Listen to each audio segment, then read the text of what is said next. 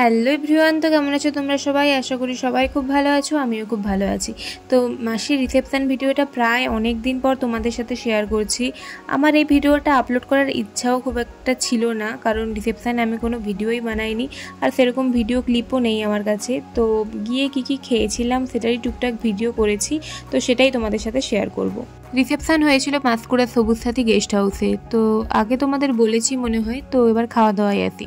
তো প্রথমেই স্টার্টারে ছিল চিকেন কাবাব, ফিশ বল, পনির পাসিন্দা আর এটা বেবি কর্নের কিছু একটা স্পাইসি আইটেম ছিল, তো নামটাও আমি জানি না।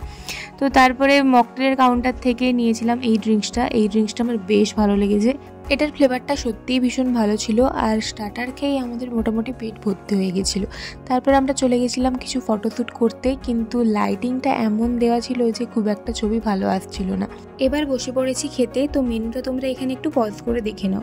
তো সব খাওয়ার দাওয়ারই ভীষণ ভালো ছিল। আর বিয়ে বাড়ি গেলে আমার যেটা হয়, তো প্রথম থেকে এতটাই খাওয়া হয়ে যায়, তো শেষের দিকে চাটনি, পায়েস, মিষ্টি এইগুলো আর আমি একদমই খেতে পারি না। আর এখানে খেতে বসে প্রচুর হাসাহাসি হয়েছে। তো সায়নের প্লেটটা এখানে পুরো মাটনেই ভর্তি ছিল, তো সেই জন্য ওর সাথে আমরা একটু মজা করছিলাম। তারপর আর কি এখানে পানেরও স্টল দেওয়া হয়েছিল, তো পান খেয়ে চলে গেছিলাম বাড়ি। আর বর বউয়ের যেহেতু কোনো ভিডিও করা হয়নি, তো এখানে ফটো দিয়ে দিচ্ছি, দেখে নাও।